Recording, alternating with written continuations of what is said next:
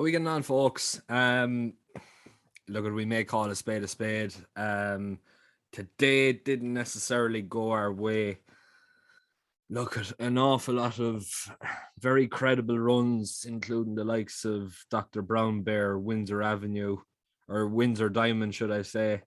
Um, Enjoy Dallin ran a brilliant race.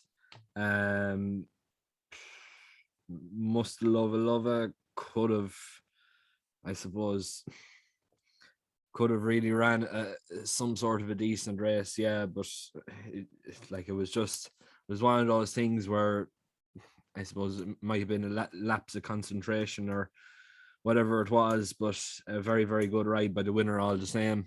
In terms of non-runners, the Devils coachman, Shaq and Persois.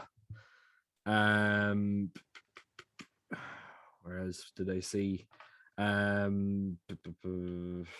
Sequa Spirit as well, all non-runners. And look, it was just one of those things where the betting gods were against us from the moment from before we even started.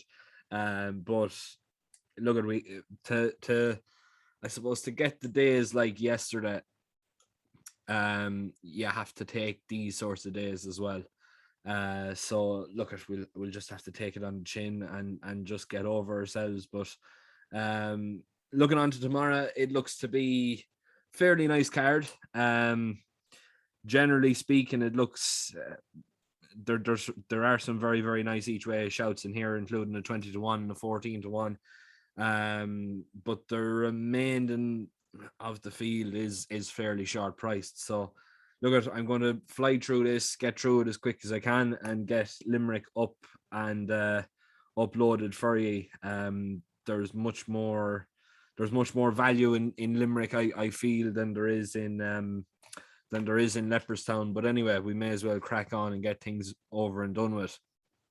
To start off the day at 12 o'clock, I think this is going to be the start of a very successful day for Willie Mullins.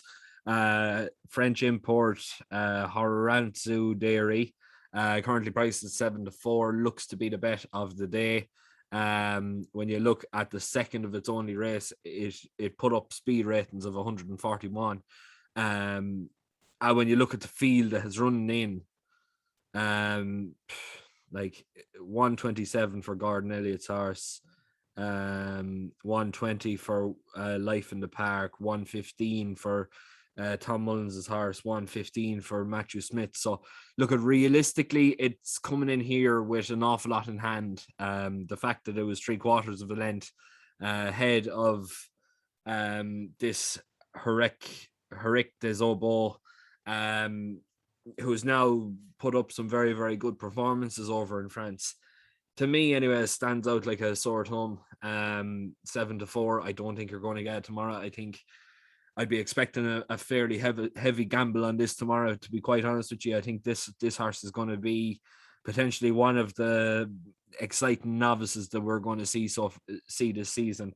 Looks to be his race to lose. I can't really see Roaring Potter coming close, even though it was only 5.5 lengths behind Grangy, who ran a cracking race there today. But I just don't know. I think Willie Mullins has, I suppose, he holds the aces. Whether that's going to be the winning hand or not, I don't know. But definitely looks to be an exciting sort, given the time form ratings of him anyway. 12:35 then next race off, and this is going to be the first each way play of the day, wide open handicap. But for me, I'm going to take a bit of a chance, and I'm going to take a chance on Father Ailby, currently priced at 20-1 for Peter Fahey and Kevin Sexton. This one here was running a cracker of a race in Cork last time out at 40-1 when fallen. I think it was 2 out. Just going back to, fell two out. It was really thereabouts, and it was really fighting for the lead. So that, to me, like, that was in November. That shows to me this horse is fit, and it's primed and ready to go for racing. Just only slight concern would be that the fall maybe hindered its progression, or maybe it was considerably slower after. So the amount of work that it's gotten since at home wouldn't necessarily be enough for, I suppose, a race of this caliber to make it competitive. But I would be looking at its form on heavy ground and soft ground in particular. And look at it, it's been running on the flat, it's been running on the all weather, it's been running over hurdles there during the winter there of last year as well. So it's a very, very hardy horse. So when I talk about the I suppose the worries of it holding on to an injury that it's already sustained with the fall, them worries, looking at the horse's hardiness and capabilities to run in in fairly rapid succession, it definitely cuts out those worries for me. I think it's fairly well weighted. It's coming in here, like it's coming in here slap bang in the middle of the way. It's not a horse that's overly handicapped, but it's not a horse that's completely thrown in either as well. But one thing I am looking at is consistency. It's very, very, very consistent. 20-1, I don't think that's a very fair. It's a very fair assessment of this particular horse. I think he's much, much better than 20-1. I think, like what I said with Enjoy Dallin, I think the key around Leopardstown and these sorts of races is consistency. And when you look down at the form, especially there on the flat, going over 2 miles, third of 14 and 20-1, going over hurdle form. Then when did it last win in a hurdle race? Last one in Limerick. So that's very interesting. It probably could have went to Limerick if it really wanted to, but connections are going to Leopardstown. That definitely screams serious potential here. Obviously, look at it, it's horses for courses and different things like that, and potentially he would have a better opportunity in Limerick. But for me, that just says it all. I think 20-1 is absolutely massive for him. I think if there's any, I suppose, support behind him, he's not going to last 20-1. He's going to go into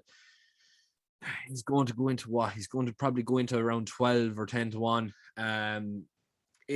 Look at, if the support is behind him, he's not going to go off favored by any means, but realistically, he has got the potential to be very, very competitive in this sort of open affair. And in my opinion, he's massively overpriced. And 20-1, I'll definitely take your hand off for an each way play on that. Next race off, then the 110, and again we're going for another each way play. This one here, just trying to find it here now for you. Such a big field, I'm trying to find it. We have it here right down to the bottom of the weights. Futurum Regum for Hugh Finnegan and Neil Ryan. 2 men in absolutely outstanding form. They have the best form overall in this particular race between trainer and jockey combined. Obviously, Hugh Finnegan has only had 1 runner, but he's produced a winner, and Neil Ryan has been 3 from 4 with the rides he's got. So that's 175 out of 200%. Like, it's ridiculous. It's absolutely crazy. He's 14-1. I can't see this horse lasting 14-1. When you look at his hurdles form, he won a massive handicap there in Navan last time out, beating Sassy at Classy, a very, very talented horse. Bread and Butter, another very talented horse.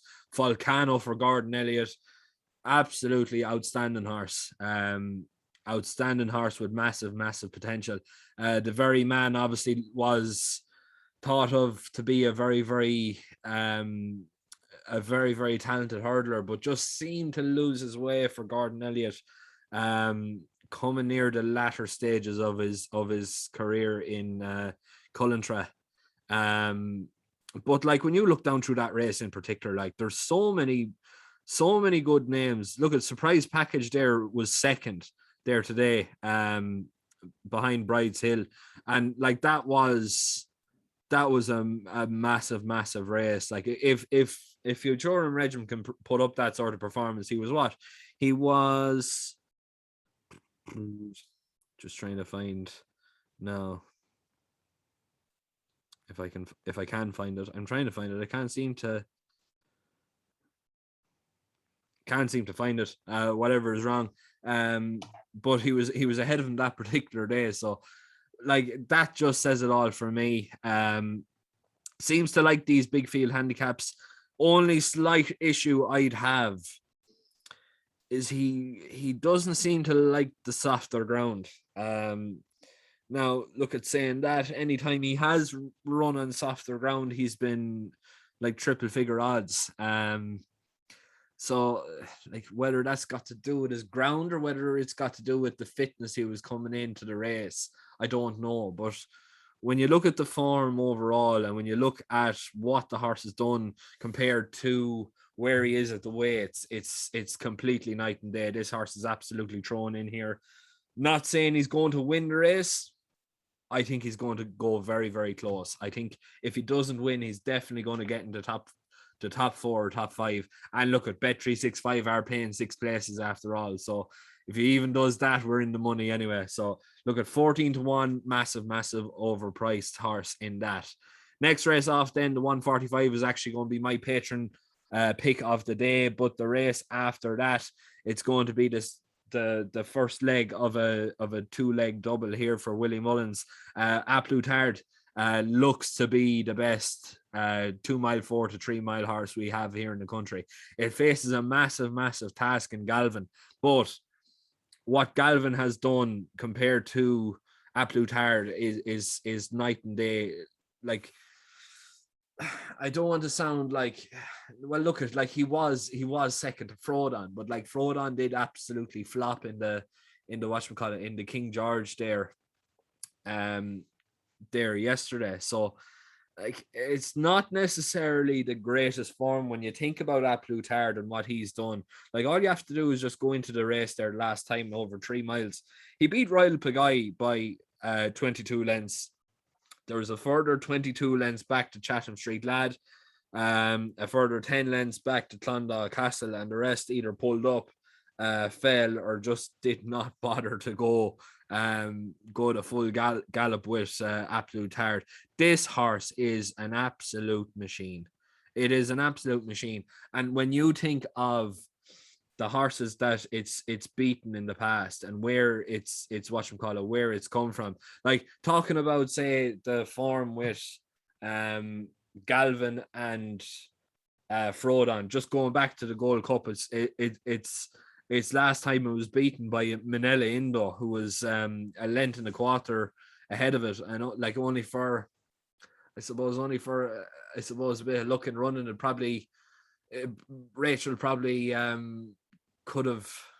I suppose Rachel probably could have won it there on A Plus Tard, but when you look at Album Photo in behind 4 1/4 lengths, Native River a further 24 lengths behind, Frodon another 4 1/4 lengths behind. So altogether, Frodon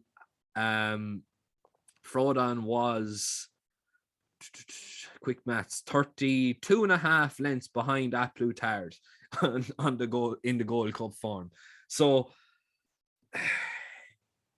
if that's the case, Galvin has to find 32.5 lengths on A Plus Tard. Now, that's not saying A Plus Tard is going to go out and absolutely is going to win by 32 lengths. It's absolutely not. But what I am saying is 4 to 6 for a horse that is that far ahead of the rest of the field. It's considerably good value, and it's just being totally honest. 4 to 6 is a great little price for a double or a treble or whatever it is you like to do. And in my opinion, it is going to be a bit of a runaway winner, to be perfectly honest. Next race off, then I did have it down at 5 to 4, but we're actually after losing that. Just going to change that here now.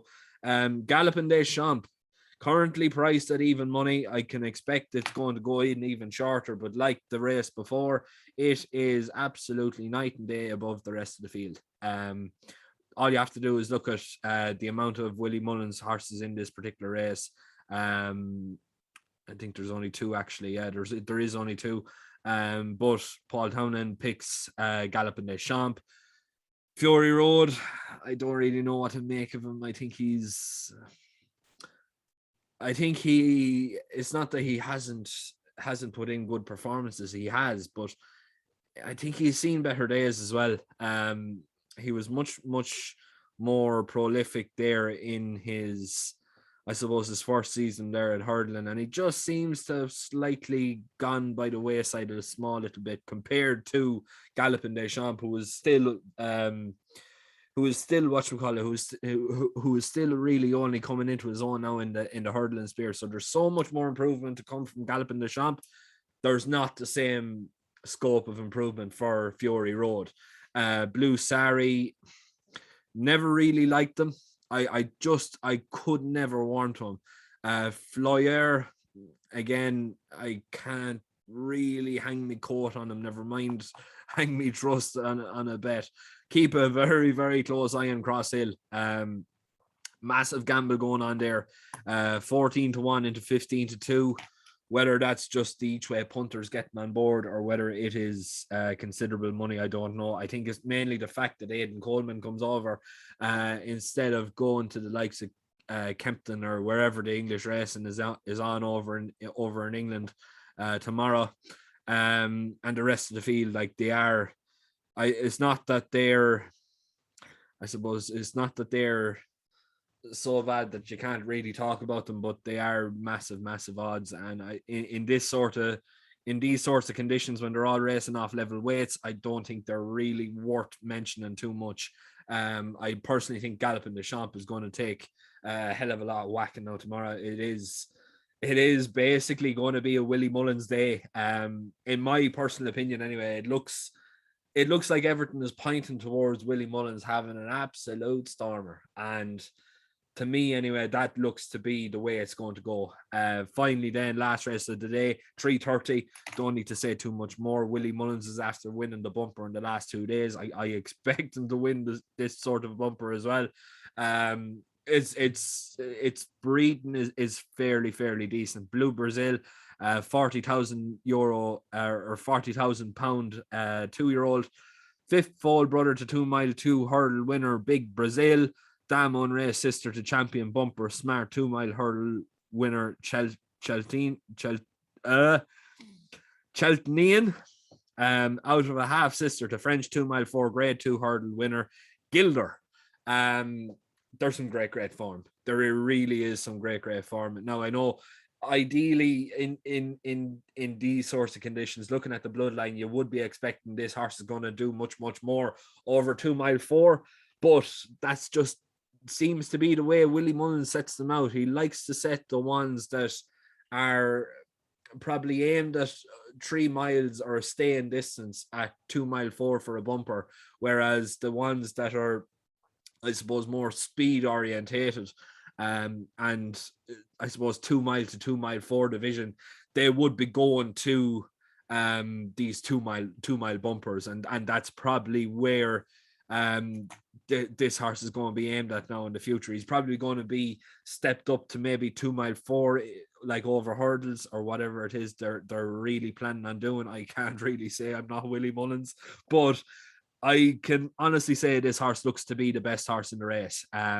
Just going through I suppose, like, obviously look at the Musical Drive cost twice the amount of him, but like I just have that, I suppose it's not that it's an opinion, but it's just I don't really trust the money for the horses all the time that come out of the Gordon Elliott yard, because he does like to spend in the point-to-point sales, and usually like when you're buying winners and point-to-points, it does turn into a bidding war, and sometimes you can buy horses that are overpriced, and sometimes you can get horses that seem overpriced at one particular time, but turns out to be a bargain buy. But it's very hard to know an overall form. I just think the fact that Willie Mullins is in such good form. Look at if How You Bud can win the first, I think it's in Limerick.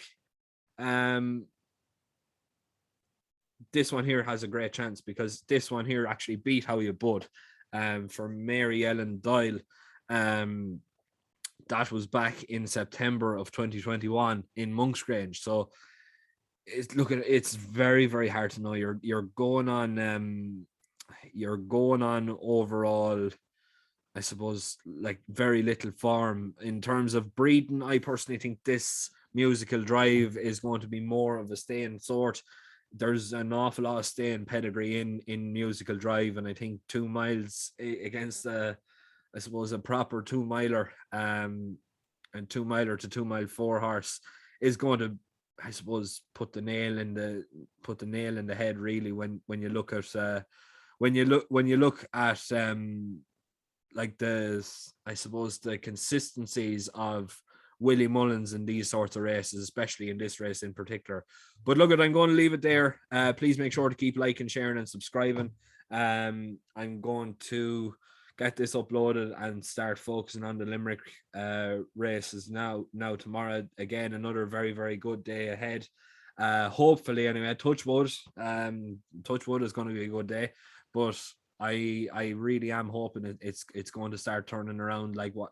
Look at it, wasn't necessarily a bad run overall when you consider the sorts of runs that we did put up, but it was disappointing. We just couldn't get the same amount of winners and the same sort of price winners that we did there the last day. But look at, thanks again, and a very, very best of luck tomorrow.